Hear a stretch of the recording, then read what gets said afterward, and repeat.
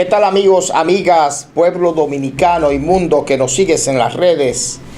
Aquí se inicia su programa Palabra a Tiempo, dándole las gracias al Dios vivo y verdadero, todopoderoso, creador del cielo y de la tierra, que no cae una hoja de un árbol sin que Él la mande, y es quien nos da la fuerza y la energía para lograr todas las cosas, y sin Él nada podemos lograr.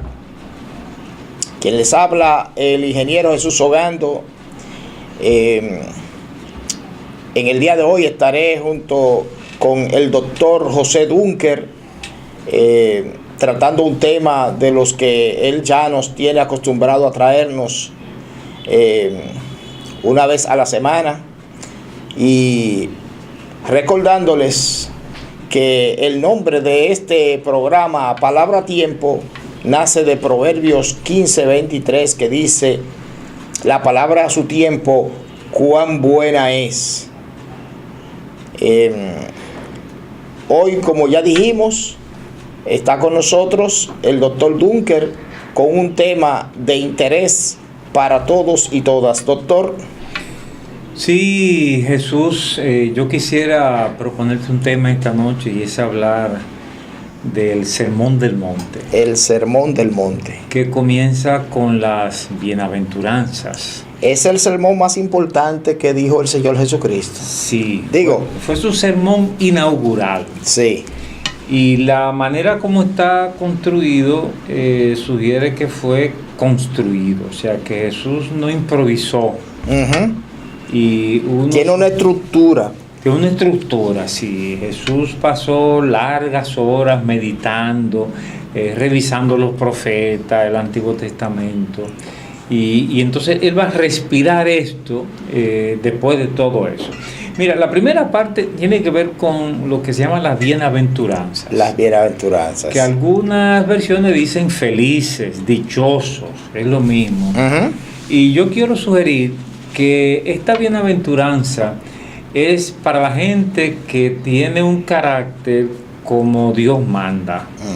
O sea, cada bienaventuranza es diciendo algo que Dios espera de nosotros. O sea, que cuando Jesucristo dice bienaventurados los pobres en espíritu, ese pobre en espíritu también es aquel a quien Él le dice bienaventurados los que lloran. Y después más adelante le dice bienaventurados los que tienen hambre y sed de justicia. O sea, que el que llora es el mismo que tiene hambre y sed de justicia, el mismo que es pobre en espíritu. Sí, son rasgos de una personalidad. Exacto. Entonces, el primer rasgo es pobres en espíritu. En espíritu significa que tiene que ver con el carácter. O sea, es una persona que se manifiesta con sencillez.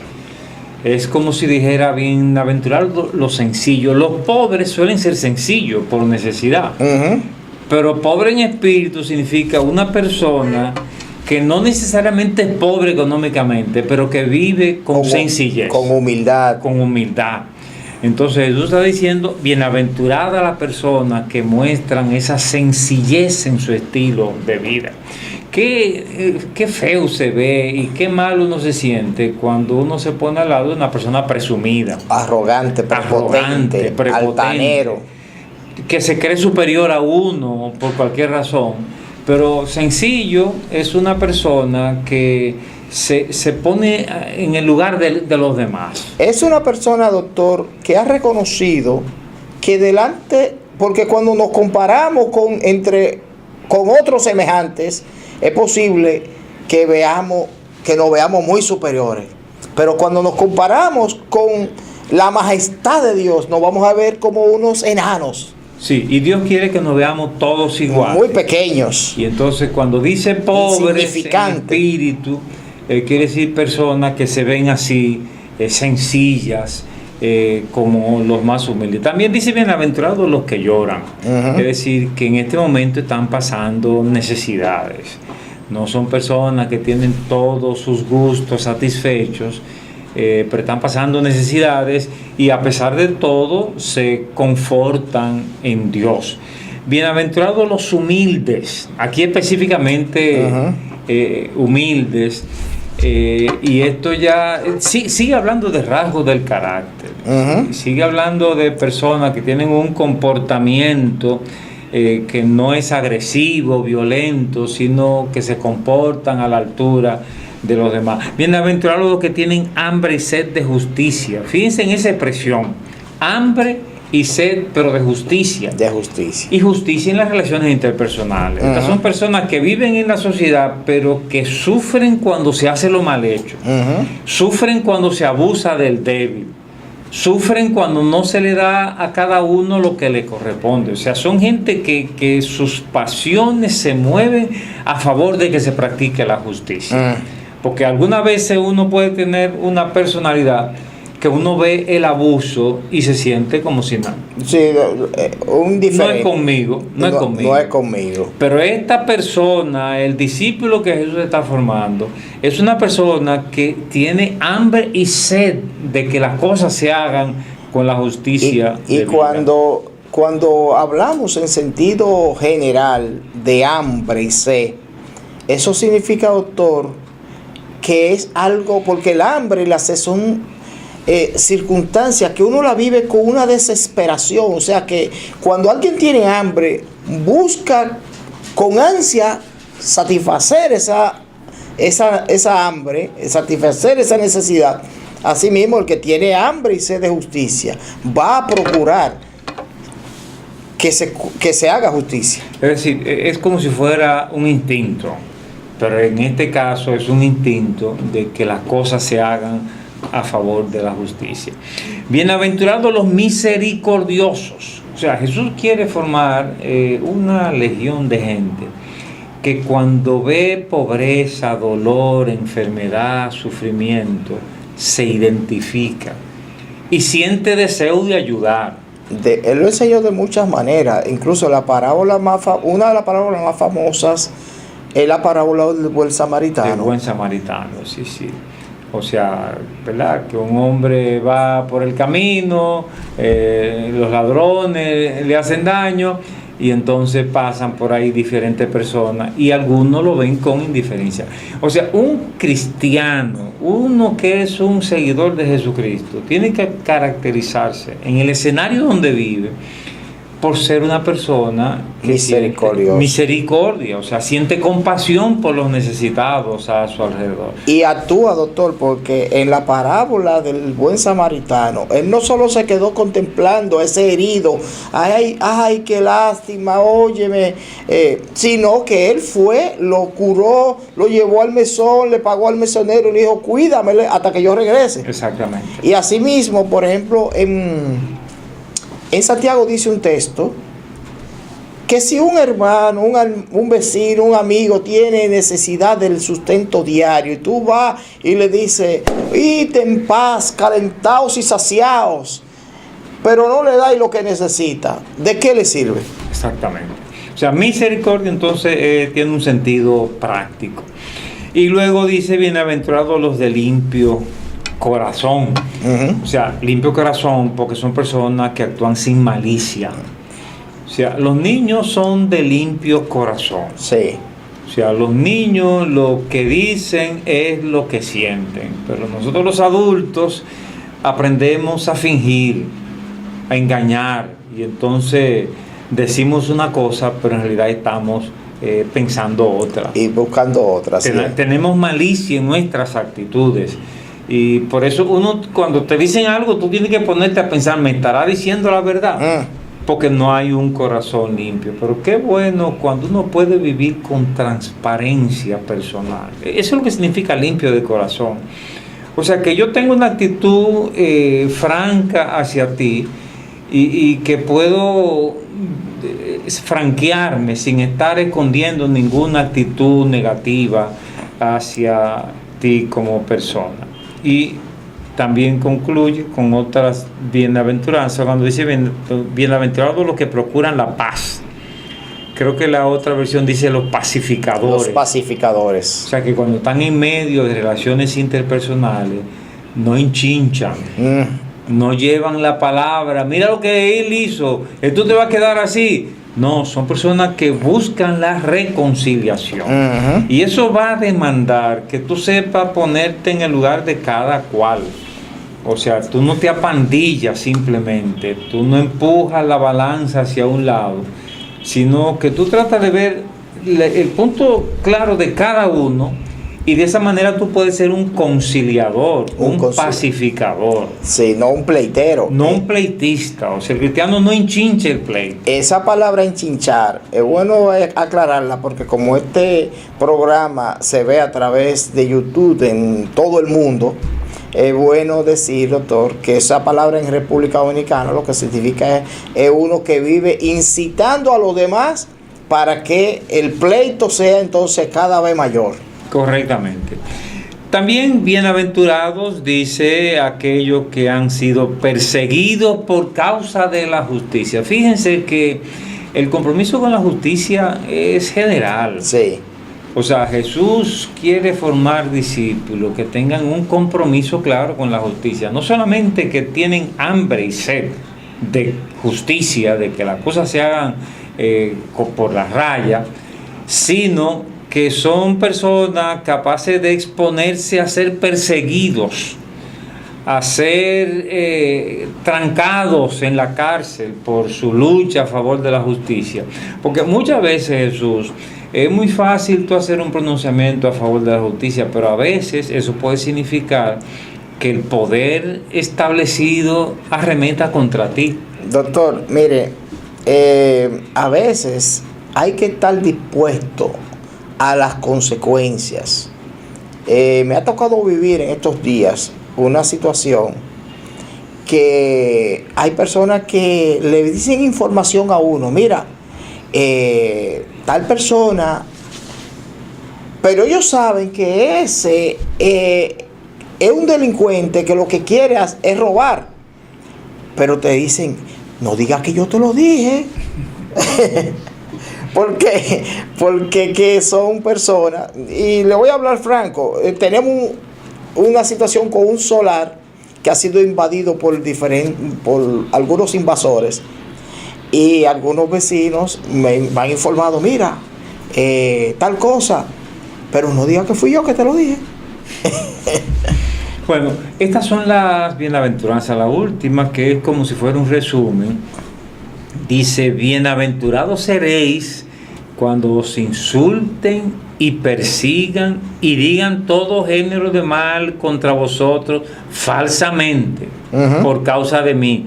Regocijaos y alegraos, porque vuestra recompensa en los cielos es grande, porque así persiguieron a los profetas que fueron antes de vosotros. De modo que nadie debe esperar que por seguir el camino cristiano, el camino del bien, vamos a recibir aplausos. Todo lo contrario. Venga Cristo y todos tus problemas se van a resolver. Así es que dicen. Sino uno entrar en el camino cristiano muchas veces va a significar entrar en contradicción con las ideas vigentes, con lo que está pasando, y nos va a provocar más bien persecución, maledicencia, calumnias contra nosotros, que nos pueden quitar la paz interior. Aunque ahí, doctor, también hay que poner un paréntesis, porque a veces hay que aclarar bien que ahí dice, y digan toda clase de contra vosotros, de mal contra vosotros, mintiendo. Falsamente. O sea, hay una persona, y cuando vengamos de la pausa vamos a ampliar esto, pero porque ya ahora vamos a tener que ir a una pausa. Pero voy a decirlo, hay una persona que en el trabajo, en vez de estar haciendo el trabajo para el cual le pagan, le está predicando el evangelio al vecino, al compañero de trabajo que está al lado, y después vienen y lo botan del trabajo y dice, tú ves, estoy sufriendo por causa de Cristo. No, tú no estás sufriendo por causa de Cristo.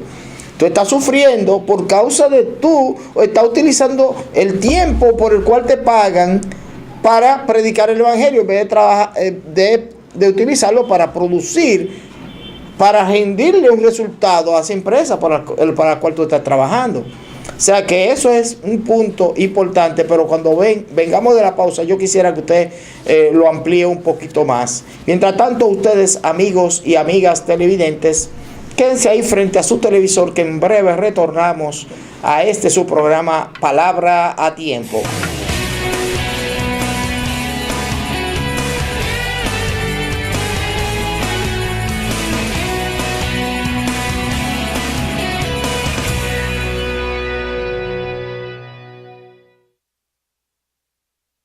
¿Te ha pasado que luego de todo un día de trabajo vas a un banco, pero cuando llegas ya han cerrado? O quizás has tenido que manejar 30 minutos para ir al banco cuando en realidad tenías una sucursal muy cerca de ti. Ya no más. En bancos.do puedes encontrar todas las sucursales de todos los bancos en República Dominicana. Encontrarás sus horarios, teléfonos, correos y hasta un mapa de su ubicación exacta. Podrás filtrar por pueblo o ciudad, si abre los domingos, si abre de noche, si está en una plaza o buscar la palabra clave que deseas. También podrás valorar cada sucursal. Puedes entrar desde cualquier dispositivo que tengas. ¿Qué esperas? Entra a bancos.do.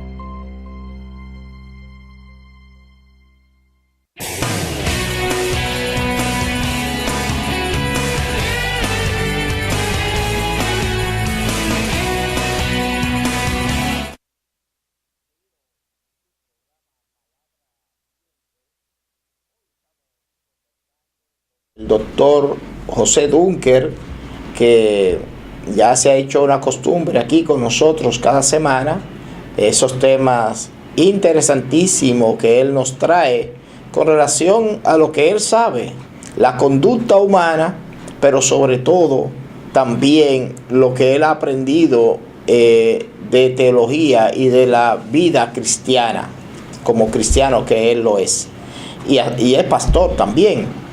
Si es que el doctor, cuando fuimos a la pausa, estaba hablando de esas bienaventuranzas y cómo Sí. A veces se sufre por causa de la justicia, o se sufre, dicen, toda clase de mal contra uno mintiendo, pero hay otros que no es mintiendo. ¿Qué usted puede decir, doctor? Sí, mira, estas son bienaventuranzas que describen el carácter del discípulo que Jesús está formando. Y tienen una promesa inmediata y una promesa futura. Pero ambas dependen de la construcción de ese carácter que nos hace personas nuevas. O sea, el gran proyecto de Jesús es formar gente nueva. Ese es el gran proyecto de Jesús. Jesús no hizo un proyecto de cómo organizar la sociedad, no, un proyecto político. Jesús hizo un proyecto de formar gente nueva, diferente, y estos rasgos que aparecen en la bienaventuranza describen ese hombre nuevo, esa mujer nueva. Es una persona que vive con sencillez, o sea, no es una persona que tiene ese complejo de nobleza que caracteriza a algunos sectores en la sociedad cuando llegan a cierta posición. Entonces, que cuando alguna gente se gradúa de profesional o cuando llega a un puesto, se le suben los humos a la cabeza. Entonces, sencillez significa que tú te codeas al mismo nivel con los demás alrededor. Pero además, es una persona que no tiene todas sus necesidades satisfechas. Bienaventurados los que lloran, dice. Y bienaventurados los humildes, o sea, las personas que no tienen ese delirio de grandeza, de ostentación, y que además tienen hambre y sed de justicia, que son gente compromisaria con la justicia y que son gente con misericordia, o sea, que son compasivos con los demás, tienen un corazón limpio, transparente, no viven engañando, diciendo una cosa por la otra. Son pacificadores, son personas que procuran la paz y además son personas que se arriesgan a luchar a favor de la justicia, sin temor de lo que pueda pasar. Pero observa a Jesús que cada una de estas bienaventuranzas dice que serán satisfechos. Bienaventurados los pobres porque de ustedes es el reino de los Sí, cielos. exacto. Bienaventurados los que lloran, porque serán consolados. Bienaventurados los humildes, porque heredarán la tierra. Es decir, les va a ir mejor si ustedes construyen un carácter como yo les estoy enseñando. Así mismo es, doctor. Y en diferentes enseñanzas, tanto del Señor Jesucristo como de sus discípulos, encontramos esa verdad que usted acaba de describir, de que el Señor vino con un proyecto de crear un ser humano nuevo. Incluso cuando Nicodemo, en Juan capítulo 3, vino al Señor, el Señor le dijo que es necesario nacer de nuevo. Nacer de nuevo, convertirse en una nueva criatura, en un ser humano nuevo. Y creo que en 2 Corintios 5:17 dice que si alguno está en Cristo, nueva criatura es. O sea que esa enseñanza que usted está diciendo no solamente tiene base en esta bienaventuranza que estamos leyendo, sino que hay otros textos y podemos seguir buscando más textos que hablan de esa regeneración, de ese cambio de carácter de las personas cuando vienen y tienen un encuentro con Jesucristo. De modo entonces que ese encuentro con Jesús tiene como objetivo central hacer de nosotros hombres nuevos, mujeres nuevas, o sea, personas con unos rasgos diferentes a lo que son usuales en el mundo que nos rodea. Ese es el gran proyecto de Jesús. Todo lo que vamos a encontrar cuando habla de arrepentimiento, ser una nueva criatura, convertirse, la resolución de seguir a Jesucristo, no es seguir una religión, no es simplemente seguir una ideología, aunque hay ideología, es principalmente un cambio que se experimenta en nosotros y que llegamos a ser personas nuevas. Ese es el gran aporte de Jesús a la sociedad. Fíjense entonces cómo este pasaje aterriza después de hacer esa descripción de la persona nueva que Jesús está formando. Dice en el verso 13, vosotros sois la sal de la tierra. Y en el verso 14, vosotros sois la luz del mundo. ¿Qué significa sal? ¿Qué significa luz? Sal significa algo que preserva los alimentos.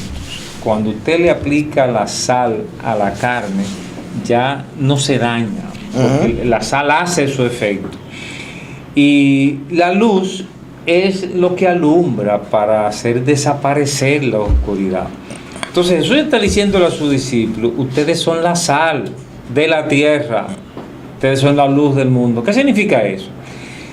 Que si los cristianos viven la vida como Jesús la manda, el mundo a su alrededor no se va a corromper. Así mismo. O sea, si los cristianos son sal de la tierra no se va a corromper. Si hay muchos cristianos y la cosa está corrompida, hay que cuestionar a esos cristianos. Hay que cuestionarlo. Porque no están salando, no están haciendo su función. Sí, y tenemos que ver, por ejemplo, hay circunstancias que se dan en oficinas públicas y están en la cogioca que hay en este país, doctor, pero hay un cristiano metido ahí. Y cuando uno le llama la atención, mira, pero que tú eres cristiano. No, pero es que todo el mundo lo hace. Todo el mundo lo hace. Y si yo no lo hago, dime tú. Entonces se justifica, no se puede justificar. Entonces, sal significa un condimento que para actuar tiene que disolverse en la carne. Tiene que entrar en contacto. No contacto. puede salar desde lejos. Entonces, el cristiano vive la vida cristiana en el mundo, sí, no en un convento, ni encerrado en una iglesia, ni en un monasterio. Ni en un monasterio. O sea, para un cristiano hacer esta función de ser sal de la tierra, tiene que estar inserto en la tierra, en el mundo, en la sociedad. Es decir, eso significa en los negocios, en los deportes, en la política, en la ciencia, en la política, juntas de vecinos. Juntas de vecinos. O sea, si usted se sale de todo eso, usted no puede ser sal de la tierra. No. ¿Cómo usted va a ser sal desde lejos sin entrar en contacto? Incluso el pasaje dice muy claro, vosotros sois la sal de la tierra, pero si la sal se ha vuelto insípida, ¿con qué será salada otra vez? Ya no sirve para nada, sino para ser echada afuera y pisoteada por los hombres. O sea, para que el creyente pueda hacer el papel que Jesús le asigna en la sociedad, tiene que infiltrarse en todas sus estructuras, por supuesto, en estructuras que no son de maldad. Lógico.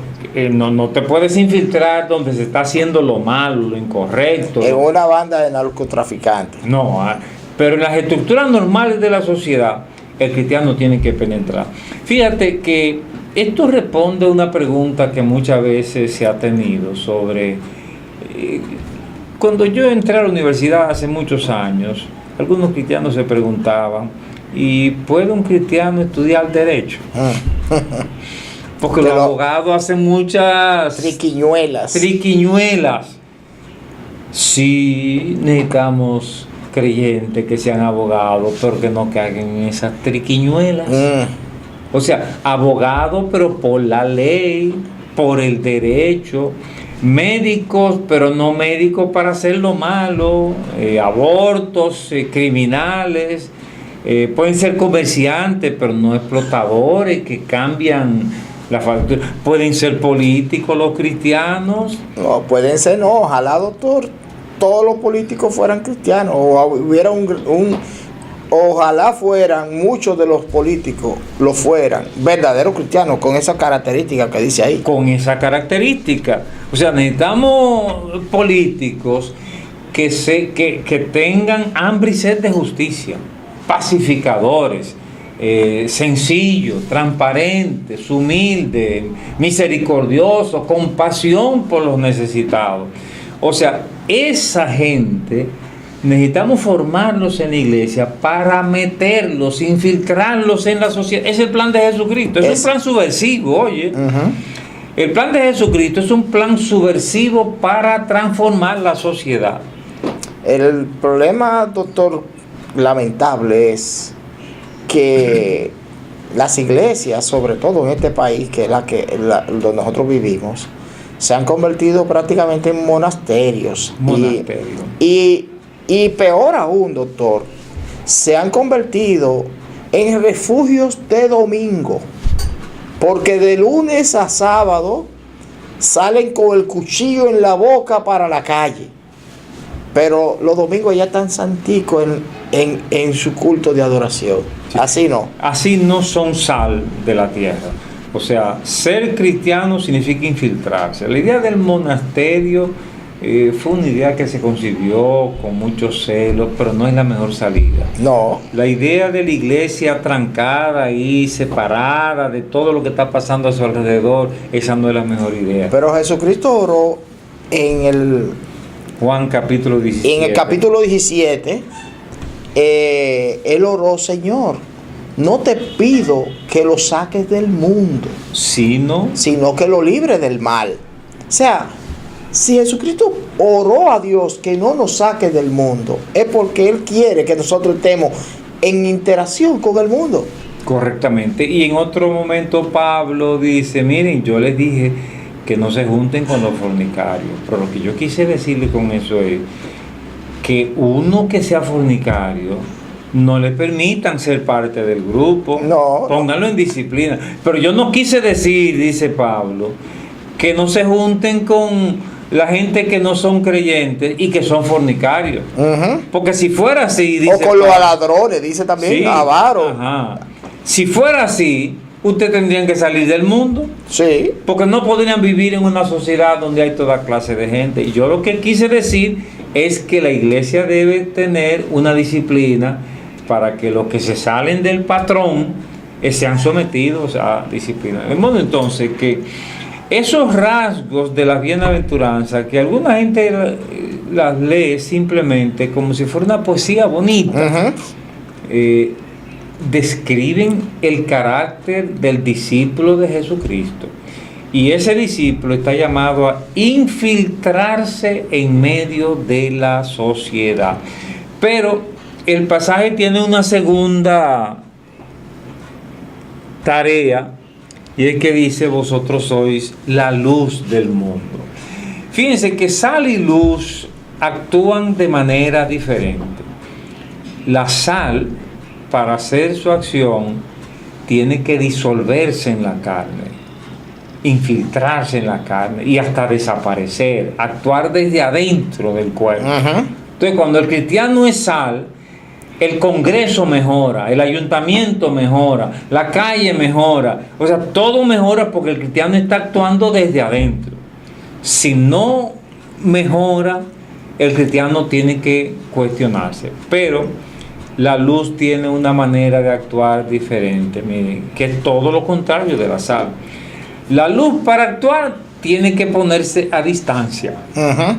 Si yo tengo esta linterna y la pego de un objeto, no se ve la luz. No. Yo tengo que separar la linterna y entonces la luz ilumina el objeto. Entonces, fíjense bien, somos la sal de la tierra, pero también la luz del mundo. Eso significa que tenemos que ser diferentes al mundo. Nosotros vamos a infiltrar el mundo, pero con una conciencia de ser diferente. Y la luz tiene la facultad de que pasa por el lodo y no se ensucia. Correcto. Mira, ha habido en la historia del cristianismo momentos en que se han tomado decisiones equivocadas para congraciarse con la filosofía de la época. Eso pasó desde el principio, cuando Constantino se convirtió. En lugar de cristianizar el imperio, él romanizó la iglesia. Él romanizó la iglesia. Y las estructuras, las tradiciones que había en el imperio terminaron siendo tradiciones de la iglesia. Más adelante viene San Agustín, y San Agustín es uno de los que se inventa la escolástica. Y él bebe para nutrirse y formar esta escolástica, y otros que estaban, Duns Scotus, varios de ellos van a la filosofía griega. Eso fue un error garrafal. Sí, entonces, que estaba en boga en ese momento, en lugar de ir a la Biblia, al Antiguo y al Nuevo Testamento. Entonces, ellos no se diferenciaron de la ideología que predominaba en ese momento, sino que trataron de congraciarse y terminaron adquiriendo esas ideologías en vez de ellos diferenciarse y afectar positivamente. Sí, eso más adelante, después de la Reforma Protestante, aparece la teología modernista, la teología liberal, y la teología liberal toma el pensamiento existencialista de la época y construye una nueva visión del cristianismo. Pero fíjate bien, eso ellos le llaman modernismo porque pensaban que de esa manera estaban modernizando el cristianismo. Sí. Pero es que el cristianismo no es mejorable. El cristianismo es la palabra de Dios. Por eso es que cuando Lutero vino con la reforma significa reformar, volver a formar, traer a la forma original. Correcto. Entonces, tenemos que ser sal y tenemos que ser luz. Y como luz tenemos que diferenciarnos. Hay cosas en las que vamos a coincidir con el siglo en que estamos, pero hay ideas centrales en las que tenemos que diferenciarnos, y ese fue el error de Constantino, fue el error de Tomás de Aquino, y fue el error de los modernistas. O sea, muchas iglesias cayeron en la trampa de modernizar su mensaje. Y entonces lo modernizaron hasta el punto de que era un mensaje que ellos suponían que iba a ser gracioso, atractivo para la ideología de ese momento. Y entonces, no sucedió así. Lo que hicieron fue diluirlo. Y eso mismo... Diluirlo es una buena palabra. Sí, diluir el mensaje y diluir los efectos. Pero cuando regresemos de la pausa, yo quisiera que usted ampliara eso, porque ahora estamos en el posmodernismo y hay muchas iglesias que se están posmodernizando y adquiriendo esas ideologías, cometiendo esos mismos errores que se cometieron en el pasado. Mientras tanto, usted, amigo y amiga televidente, quédese ahí frente a su televisor, porque en breve retornamos a su programa, Palabra a Tiempo.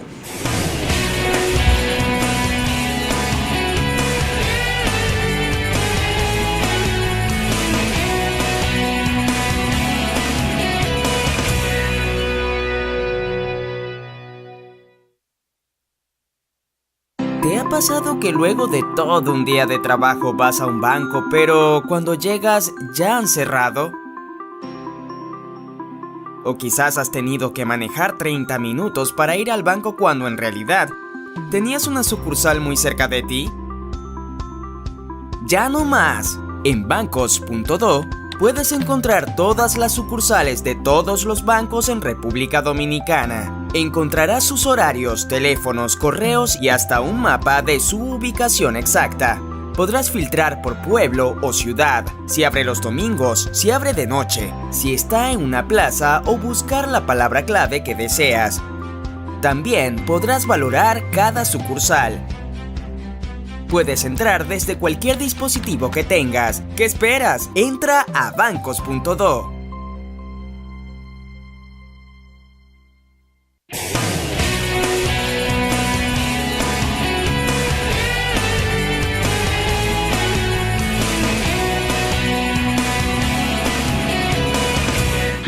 Seguimos en su programa Palabra a Tiempo.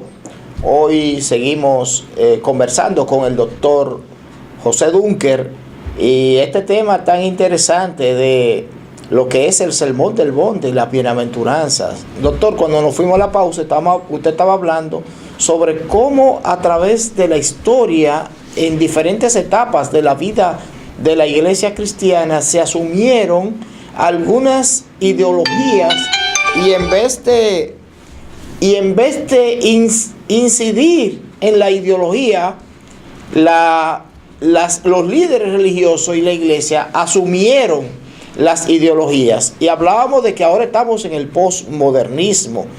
Y usted hablaba del modernismo. Explíquenos qué está pasando en estos momentos. Sí, mira, esa es la trampa del siglo actual. Y es que después de los años 60, los hippies tiñeron el mundo con su mentalidad. Amor libre, marihuana, esoterismo, no a las reglas, romper con las tradiciones. Los hippies desaparecieron, pero dejaron sus ideas, sus esquemas en el ambiente social. Y luego apareció el pensamiento que se denomina posmodernismo. Son intelectuales, porque los hippies eran personas que se tiraron a la calle a vivir con sencillez y sin atadura de ningún tipo. Pero los posmodernistas ya son intelectuales, son académicos, recogen las ideas de los hippies. Y de esa manera, las ideas de los hippies ahora nos las venden intelectuales.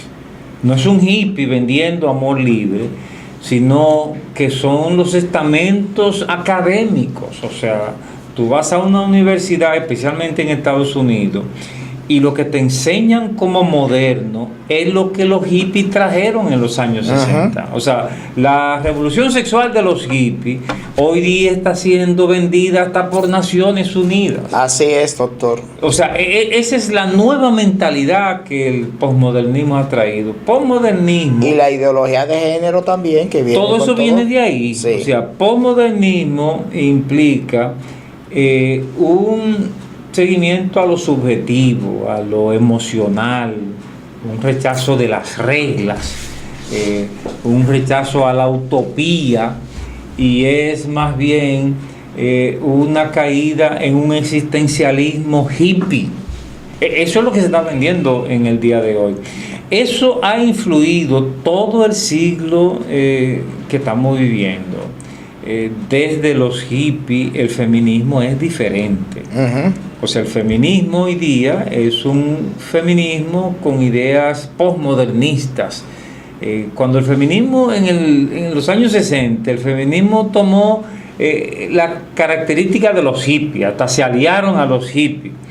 Y había un feminismo de los años 60, pero después de esto el postmodernismo tiñe el feminismo, y entonces aquí es donde aparece el tema homosexual, LGBT. Eso comienza después de los hippies, ideología de género y otras cosas similares, de modo que hay El aborto.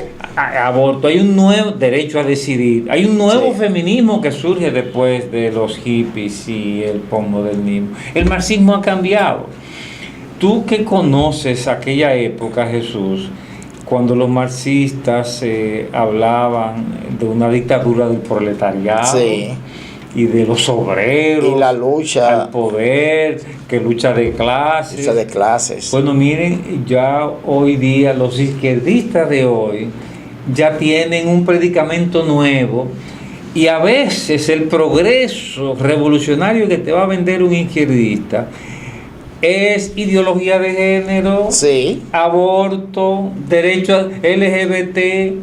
O sea, han cambiado los paradigmas. Doctor, el mundo de hoy está teñido del pensamiento hippie postmodernista. Yo estaba escuchando a un médico muy prominente del país en estos días diciendo por la radio que nosotros somos el país más atrasado del mundo porque todavía no hemos aprobado el aborto. O sea que donde se aprueba la muerte a los infantes antes de nacer, entonces ese es el que avanza, ese es el moderno, ese es el que está adelante. Sí, es realmente un engaño, y los jóvenes que van a la universidad, que viajan a Estados Unidos y que escuchan a los organismos internacionales, deben saber que nos están vendiendo una falsedad.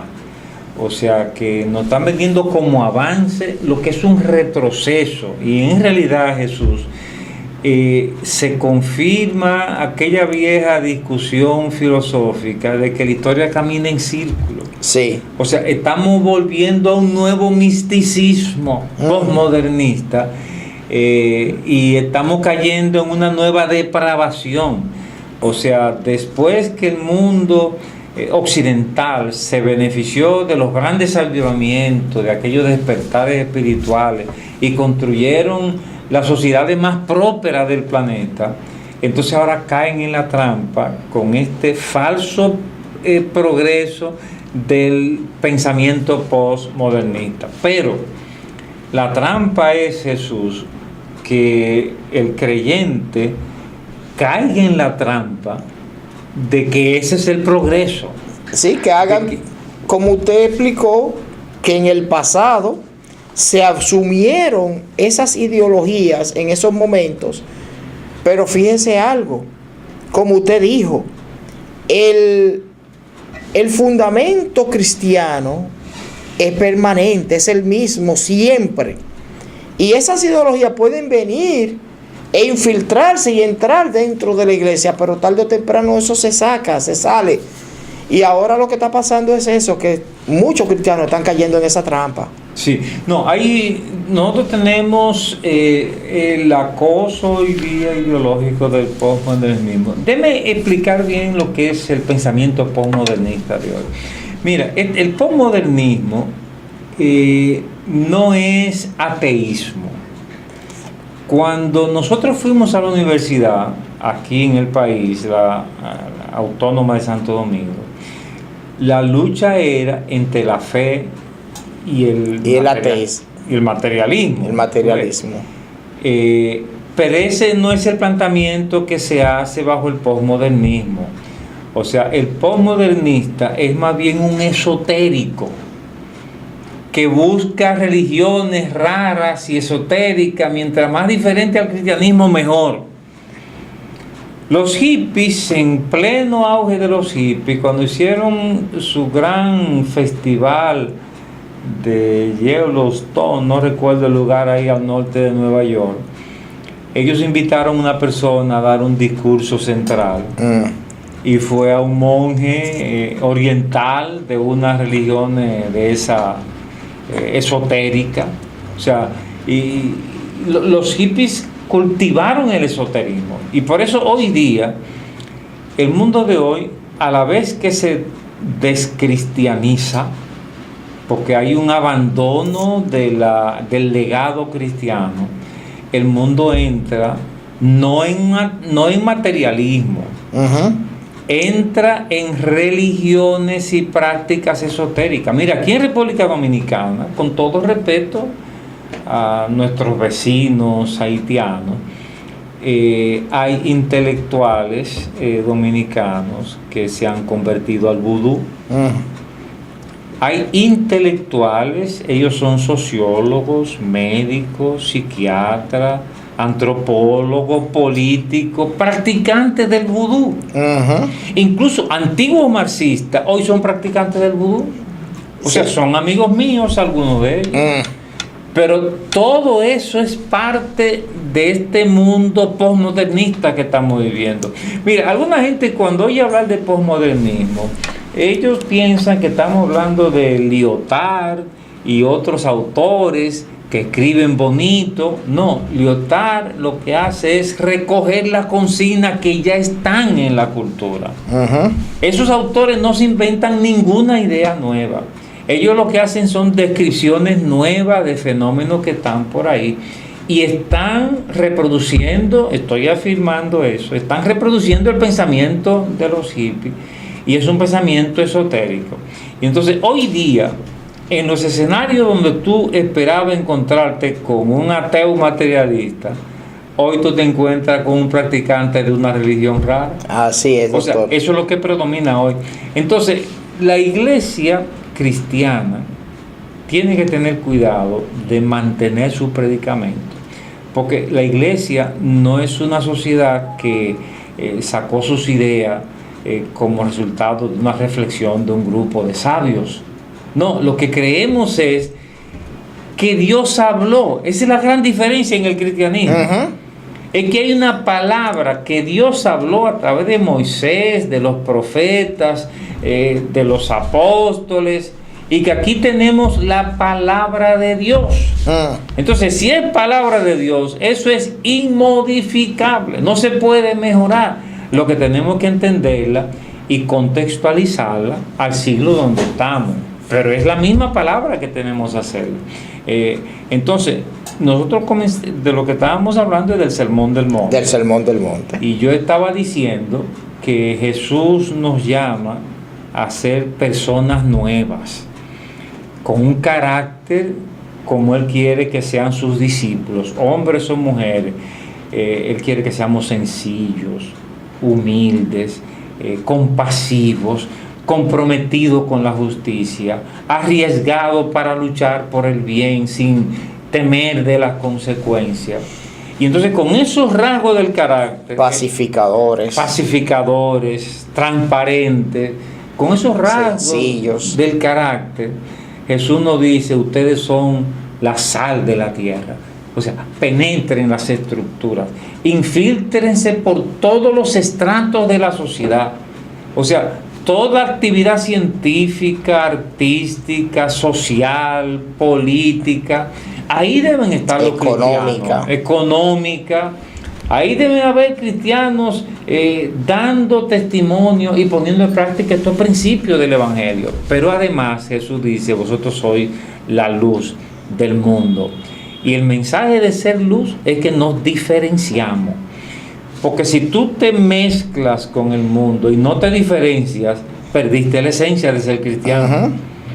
O sea, la gracia está en que tú infiltras el mundo con un paradigma diferente, con un pensamiento diferente. Y la buena noticia es que cuando hacemos esto, transformamos el mundo.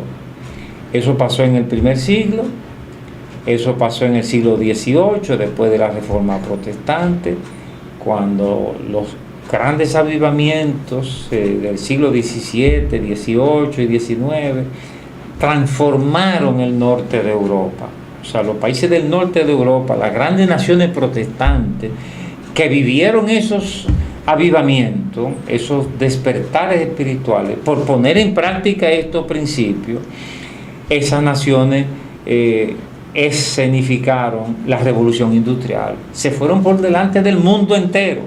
Y esa es la razón por la que hoy día son las naciones más desarrolladas del planeta. Y la clave está en que el Evangelio formó personas que eran discípulos, que eran testigos con estas prendas, que penetraron la sociedad y mantuvieron la identidad cristiana diferenciándose del mundo. Hoy día necesitamos eso en República Dominicana. Bueno, doctor, estamos ya llegando al final del programa y yo creo que esa es una buena forma de terminar, doctor.